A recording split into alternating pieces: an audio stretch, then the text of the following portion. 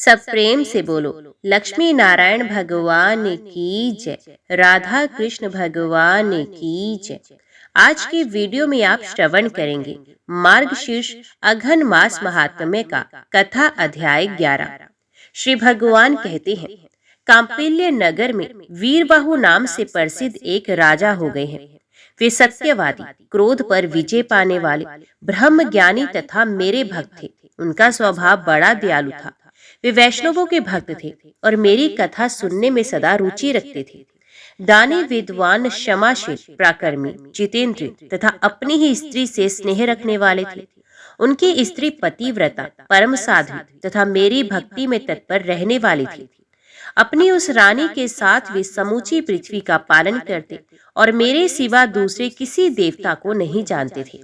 एक दिन महामुनि भारद्वाज महात्मा वीरबाहु के घर पधारे। उन्हें देखकर राजा ने विधि पूर्वक अर्घ्य दे उनका स्वागत सत्कार किया। अपने ही हाथ से उनके लिए आसन बिछाया और बड़ी भक्ति से प्रणाम करके मुनि के आगे खड़े होकर कहा, ब्रह्म ऋषि, आज मेरा जन्म सफल हो गया। परमात्मा भगवान विष्णु मुझ पर बहुत प्रसन्न है, जिससे आप जैसे योगीराज ने आज मेरे घर पर पदार्पण किया। आपकी पवित्र दृष्टि पड़ने से आज मैं कोटि कोटि पापों से मुक्त हो गया। भारद्वाज बोले, महाभाग, तुम भगवान विष्णु के भक्त हो, उत्तम प्रजाओं से युक्त। वे धरती धन्य है जिसकी तुम रक्षा करते हो। जहाँ का राजा भगवान विष्णु का भक्त ना हो, उस राज्य में निवास नहीं करना चाहिए। जंगल और तीर्थ में निवास करना अच्छा है, परंतु वैष्णवहीन राज्य में रहना कदापि श्रेयस्कर नहीं। जहाँ भगवत भक्त राजा इस पृथ्वी का शासन करता है, उस पाप शून्य राज्य को वैकुंठ मानना चाहिए। जैसे मंत्रहीन आहुति, मरे हुए बछड़े वाली गाय का दूध, दशवीं विद्या एकादशी, लंबे लंबे केश रखने वाली विधवा तथा स्नान के बिना व्रत, ये सब श्रेष्ठ नहीं माने जाते। उसी प्रकार बिना वैष्णव का राज्य भी अच्छा नहीं। राजा, मैंने जो तुम्हारी ओर देखा है उससे मेरी दृष्टि सफल हो गई है। जो तुम्हारे साथ वार्तालाप करती है, वे मेरी वाणी भी आज सफल हो गई। तुम भगवान विष्णु के भजन में तत्पर रहने वाले परम पवित्र राजा हो। मैंने तुम्हारा दर्शन कर लिया, तुम्हारा कल्याण हो, तुम सुखी रहो। अब मैं जाऊंगा। इसी समय महारानी कांतिमती ने भी आकर मुनि श्रेष्ठ भारद्वाज को प्रणाम किया। तब मुनि ने उन्हें आशीर्वाद देते हुए कहा, सुंदरी, तुम सौभाग्यवती और पतिव्रता रहो। शुभे, भगवान विष्णु में तुम्हारी अविचल भक्ति हो। तत्पश्चात राजा ने पूछा, मुनिश्रेष्ठ, मैंने पूर्व जन्म में कौन सा पुण्य किया है जिससे मुझे अकंटक राज्य, गुणवान पुत्र, मुझ में मन लगाए रखने वाली परम सुंदरी एवं भगवत भक्त पत्नी आदि की प्राप्ति हुई। मुनि, मैं कौन था और मेरी ये स्त्री कौन थी? तो भारद्वाज मुनि ने कहा, राजा, तुम पूर्व जन्म में जीव हिंसा परायण शूद्र थे, नास्तिक, दुराचारी, परिस्त्रीगामी, कृतघ्न, उदंड और सदाचार शून्य थे। परंतु तुम्हारी जो ये स्त्री है, ये पूर्व जन्म में भी तुम्हारी ही पत्नी थी। इसके लिए मन, वाणी और क्रिया द्वारा सेवन करने योग्य तुम्हारे सिवा दूसरा कोई नहीं था। ये पतिव्रता नारी निरंतर तुम्हारी ही सेवा में रहती थी। तुम पाप कर्मी थे, इसलिए मित्रों ने तुम्हारा साथ छोड़ दिया, भाई बंधुओं ने तुम्हें त्याग दिया। तुम्हारे पूर्वजों ने जो धन संचित कर रखा था, वे सब नष्ट हो गया। धन नष्ट हो जाने पर भी तुम्हें भोग की अभिलाषा ज्यों की त्यों ही बनी रही। पूर्व कर्मों के परिणाम से तुम्हारी खेती भी चौपट हो गई। उस दशा में सबने तुम्हें छोड़ दिया, परंतु इस साध्वी स्त्री ने प्रतिदिन क्षीणकाय होती हुई भी तुम्हें नहीं छोड़ा। सब ओर से विफल मनोरथ होकर तुम निर्जन वन में चले गए और वहां अनेक प्रकार के जीवों को मारकर अपना पोषण करने लगे। इस प्रकार रहते हुए तुम्हें बहुत वर्ष बीत गए। एक दिन की बात है, एक महामुनि राह भूलकर उधर आ निकले। वे श्रेष्ठ ब्राह्मण थे और उनका नाम देव शर्मा था। उन्हें दिशा का भी ज्ञान नहीं रह गया था। वे भूख और प्यास से अत्यंत पीड़ित होकर दोपहर के समय वन में गिर पड़े। उस दुख से पीड़ित ब्राह्मण को देखकर तुम्हारे मन में दया आ गई। वे बूढ़े थे और तुमसे अपरिचित भी थे, तो भी तुमने उनका हाथ पकड़कर उठाया और कहा, ब्रह्म ऋषि, तुम कृपा करके मेरे आश्रम पर चलो। वहाँ जल से भरा हुआ सरोवर है, जो कमलों के समुदाय से सदा सुशोभित रहता है। ये आश्रम सुंदर फल फूलों वाले मनोहर वृक्षों से घिरा हुआ है। वहां ठंडे जल में स्नान करके नित्य क्रम करो। उसके बाद फल खाओ और शीतल जल पियो। ब्राह्मण को कुछ कुछ चेत हुआ और वे शूद्र का हाथ पकड़कर जलाशय के समीप गए। वहां सरोवर के तट पर वृक्ष के छाया में बैठे। फिर विधि पूर्वक स्नान करके देवताओं और पितरों का तर्पण करने के पश्चात भगवान विष्णु की पूजा की और शीतल जल पिया। वृक्ष के नीचे आकर जब वे विश्राम करने लगे, तब उस शूद्र ने अपनी स्त्री के साथ आकर मुनि को साष्टांग प्रणाम किया और बड़ी भक्ति से कहा, ब्रह्म ऋषि, आप हमारे अतिथि हैं और हम दोनों का उद्धार करने के लिए यहाँ पधारे हैं। आपके दर्शन मात्र से हमारे सब पापों का नाश हो गया है। ये कहकर उसने अपनी स्त्री से कहा, प्रिय, इन ब्राह्मण देवता के लिए तुम स्वादिष्ट, कोमल, सरस, पके हुए तथा प्रिय लगने वाले फल अर्पण करो। तो ब्राह्मण बोले, बेटा, मैं तुम्हें नहीं जानता। पहले तुम अपनी जाति और कुल का परिचय दो, क्योंकि बिना जाने हुए ब्राह्मण के यहाँ भी भोजन नहीं करना चाहिए। तो शूद्र ने कहा, द्विश्रेष्ठ, मैं शूद्र हूँ।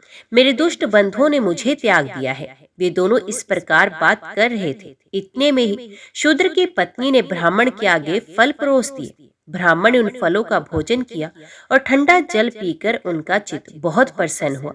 जब वहां सुख पाकर उन्होंने वृक्ष के नीचे विश्राम किया।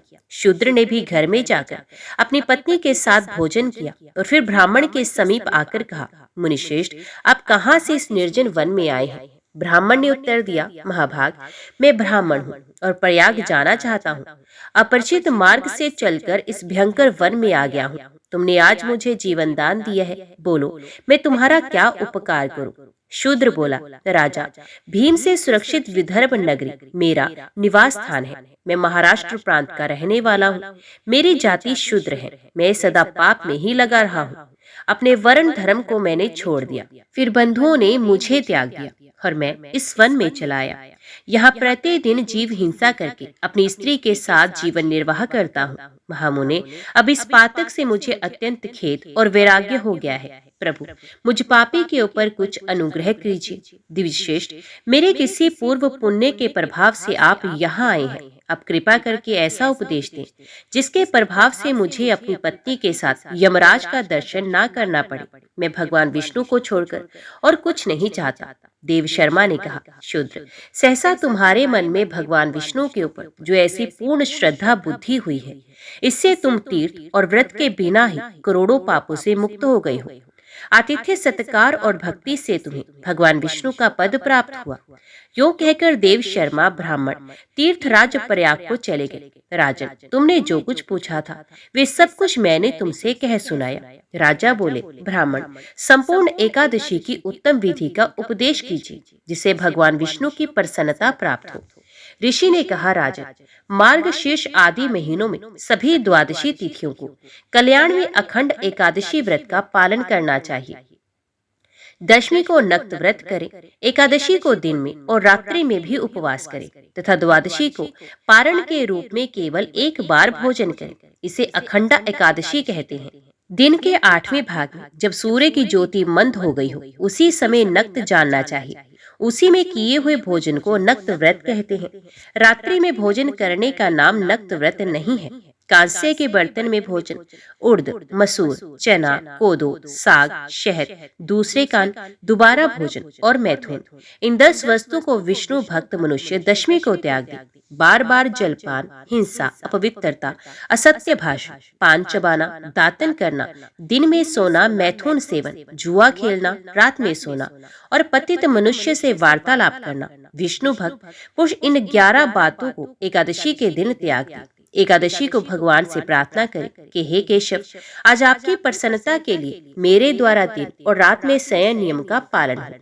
मेरी सोई हुई इंद्रियों के द्वारा यदि स्वप्न में कोई विकलता, भोजन या मैथुन की क्रिया हो जाए अथवा मेरे दांतों के अंदर यदि पहले से अन्न सटा हुआ हो, तो हे पुरुषोत्तम, इन सब बातों को क्षमा कीजिए। पापों से निर्वृत्त होकर जो गुणों के साथ वास किया जाए उसी को उपवास समझना चाहिए।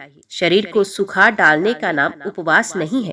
पहले कही हुई 10 बातें तथा पराया अन्न, शहद और शरीर में तेल मलना आदि कार्य द्वादशी के दिन विष्णु भक्त पुरुष ना करे। फिर द्वादशी आने पर भगवान से इस प्रकार प्रार्थना करें, हे भगवान गरुड़ ध्वज, आज सब पापों का नाश करने वाली पुण्यमयी पवित्र द्वादशी तिथि मेरे लिए प्राप्त हुई है। इसमें मैं पारण करूंगा, आप प्रसन्न होइए। तदंतर ब्राह्मणों को भोजन कराकर स्वयं भोजन करें। इस विधि से जब तक वर्ष की समाप्ति हो तब तक विद्वान पुरुष एकादशी व्रत करता रहे। वर्ष पूरा होने पर उसका उद्यापन करें। मार्गशीर्ष मास के शुभ शुक्ल पक्ष में एकादशी का उद्यापन किया जाता है। उसमें विधि के जानने वाले 12 ब्राह्मणों को आमंत्रित करके 13वें विधिज्ञ आचार्य को पत्नी सहित आमंत्रित करें। यजमान स्नान करके पवित्र हो श्रद्धा और इंद्रिय संयम पूर्वक पादम, अर्घ्य और वस्त्र आदि सामग्रियों से आचार्य आदि का पूजन करे। तत्पश्चात आचार्य उत्तम रंगों से चक्र कमल संयुक्त सर्वोत्रो भद्र मंडल बनाए। उस मंडल को श्वेत वस्त्र से आवेष्टित करे। फिर पंच पल्लव तथा पंचरत्न से युक्त कर्पूर और अगुरु के सुगंध से वासी जलपूर्ण कलश को लाल कपड़े से वेष्टित करके उसके ऊपर तांबे का पूर्ण पात्र रखें। साथ ही उस कलश को फूलों की मालाओं से भी आवेष्टित करें और उसे सर्वोतोभद्र मंडल के ऊपर स्थापित करें। कलश के ऊपर भगवान श्री लक्ष्मी नारायण की स्थापना करें। तदंतर मंडल में 12 मासों के अधिपतियों की स्थापना कर अखंड व्रत की पूर्ति के लिए उनका पूजन करना चाहिए। मंडल से पूर्व भाग में शुभ शंख की स्थापना करते हुए कहे, हे पांचजन्य, तुम पहले समुद्र से उत्पन्न हुए, फिर भगवान विष्णु ने तुम्हें अपने हाथों में धारण किया। संपूर्ण देवताओं ने तुम्हारे रूप को संवारा है। तुम्हें नमस्कार है। मंडल से उत्तर दिशा में हवन के लिए वेदी बनाए और संकल्प पूर्वक वेदोक्त विष्णु संबंधी मंत्रों से हवन करें। फिर भगवान विष्णु की प्रतिमा का स्थापन और पुरुष सूक्त एवं पौराणिक शुभ मंत्रों से उसका पूजन करें। नैवेद्य चढ़ाए, धूप दीप आदि उपहार भेंट करके आरती करें। फिर कपूर, अगुरु, कस्तूरी और कंकोल से बनाए हुए अंगलेप से पूजा करके परिक्रमा करें। ब्राह्मणों से स्वस्तिक वाचन कराकर नमस्कार करें। उसके बाद ब्राह्मणों को आचार्य आदि क्रम से वैदिक मंत्रों का जप करना चाहिए। जबकि अंत में भगवान विष्णु का कलश के ऊपर स्थापन करना चाहिए। सवेरे दिन निकलने पर हवन करना चाहिए। यज्ञ क्रियाप्रायण पुरुष पहले पात्र स्थापन करके विधि पूर्वक पूजन करने के पश्चात स्तुति करे। उसके बाद अपनी शाखा के गृह सूत्र में बताई हुई विधि के अनुसार चरु पूर्वक होम करे। चरु 2 पात्रों में तैयार करे। पुरुष सूक्त के मंत्र से चरु की 16 आहुतियां दे तथा घृत युक्त प्यास द्वारा 4 बार श्रेष्ठ आहुति प्रदान करे। उसके बाद अंगूठे से लेकर तर्जनी तक की लंबी 100 पलाश की समिधाएं लेकर उन्हें घी में डुबो दे और मंत्रों से कर्म की सिद्धि के लिए उनका हवन करे। समिधाओं की 100 आहुति देने के बाद तिल की 200 आहुतियां दे। इस प्रकार वैष्णव होम करके गृह यज्ञ प्रारंभ करे। उसमें भी समिधा होम, चरु होम और तिल होम करने चाहिए। तत्पश्चात स्वस्तिक वाचन कराकर पूजन करे। फिर ऋत्विजों को दक्षिणा दे और भगवान की प्रसन्नता के लिए ब्राह्मण को एक दूध देने वाली गौ तथा सुंदर बैल दे। तदंतर ब्राह्मणों को 13 पद दान करे।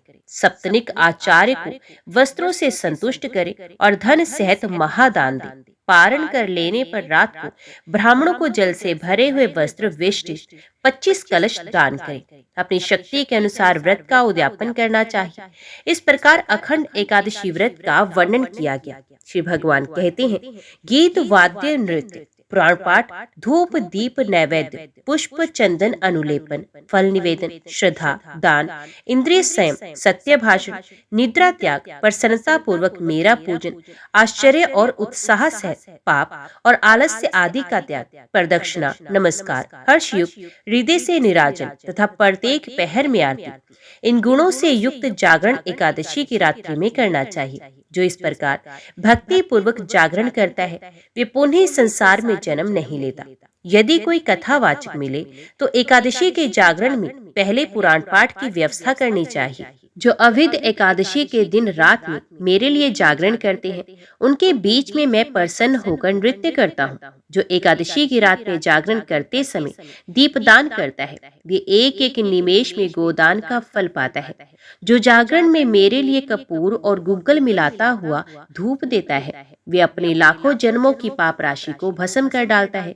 मेरे लिए जागरण करते समय जो भक्ति पूर्वक पुराण की पुस्तक पांचता है वे मेरे समीप निवास करता है। करता है। मेरी परिक्रमा करने से विद्वानों ने जिस फल की प्राप्ति बताई है, वे पुण्य फल 4 करोड़ यज्ञों से भी नहीं प्राप्त हो सकता। जो जागरण काल में मेरे बाल चरित्र का पाठ करता है, वे कोटि सहस्र युगों तक श्वेत द्वीप में निवास करता है। जो रात्रि में गीता और विष्णु सहस्त्र नाम का पाठ करता है, वे उसके साथ जागरण करने से वेद और पुराणों में बताए हुए सभी पुण्य फलों को पाता है। जो मन, वाणी और क्रिया द्वारा जागरण करते हैं, उनके मेरे लोक में किसी प्रकार भी पुनरावृत्ति नहीं होती। बहुत पुत्रों के उत्पन्न होने से क्या लाभ? एक ही गुणवान एवं भक्त पुत्र हो तो एकादशी के जागरण से समस्त पूर्वजों को तार दे। जो मेरे द्वारा कहे हुए जागरण के महात्म्य को भक्ति पूर्वक पढ़ता है, वे 100 पीढ़ियों को उद्धार कर देता है। अनजाने में या जानबूझकर जो पातक किया गया हो, पूर्व जन्म में और इस जन्म में ही इस पाप राशि का संचय किया गया है, एकादशी के जागरण से उन सबका नाश हो जाता है। चतुरानन, जो द्वादशी के इस महात्म्य को पढ़ता अथवा सुनता है, वे सब पापों से शुद्ध होकर सनातन गति को प्राप्त होता है। द्वादशी व्रत के प्रभाव से सदा धर्म पर बुद्धि स्थिर रहती है। मेरे प्रति अत्यंत निर्मल भक्ति का उदय होता है और मनुष्य को पाप नहीं लगता। मार्गशीर्ष शुक्ल पक्ष की द्वादशी तिथि में विद्वानों को प्रातःकाल विधि पूर्वक मत्स्योत्सव मनाना चाहिए। उसकी विधि इस प्रकार है। मार्गशीर्ष मास की दशमी तिथि को मन और इंद्रियों को संयम में रखते हुए बुद्धिमान पुरुष देव पूजन के पश्चात विधि पूर्वक अग्नि स्थापन करे। उसके बाद शंख, चक्र, गदा, किरीट तथा पीताम्बर धारण करने वाले सर्व लक्षण लक्षित मुझ गोविंद का ध्यान करके हाथ में अर्घ के लिए जल ले और मुझे सूर्य मंडल में स्थित जानकर उस हाथ के जल से अर्घ दे। उस समय इस प्रकार प्रार्थना करनी चाहिए। कमल के समान नेत्रों वाले भगवान अच्युत, मैं एकादशी को निराहार रहकर दूसरे दिन भोजन करूंगा। आप मेरे रक्षक हो। तदंतर रात्रि में मेरे विग्रह के समीप बैठकर विधि पूर्वक ओम नमो नारायण इस मंत्र का जप करें। एकादशी को प्रातःकाल किसी स्वच्छ जल वाली समुद्र गामिनी नदी के समीप जाकर अथवा दूसरी किसी नदी या तड़ाग के समीप पहुंचकर आगे बताए जाने वाले मंत्र से वहां की मिट्टी ले और बोले, उत्तम व्रत का पालन करने वाली देवी, संपूर्ण भूतों को धारण और पोषण सदा तुमसे ही होता है। इस सत्य के प्रभाव से तुम मेरे समस्त पापों को छुड़ाओ। तत्पश्चात वरुण से प्रार्थना करें, हे वरुण, सब रस सदा आप में ही स्थित रहते हैं, इसलिए इस मृत्तिका को अपलावित करके आप शीघ्र पवित्र कीजिए। इस प्रकार मृत्तिका और जल के अधिष्ठाता देवताओं को प्रसन्न करके उस मिट्टी और जल को अपने शरीर में लगाएं। समूची मिट्टी के 3 भाग करके उसे जल में मिलाकर नाभि से नीचे के भागों में, नाभि और वक्षस्थल के बीच में तथा वक्षस्थल से ऊपर के भाग में लगाना चाहिए।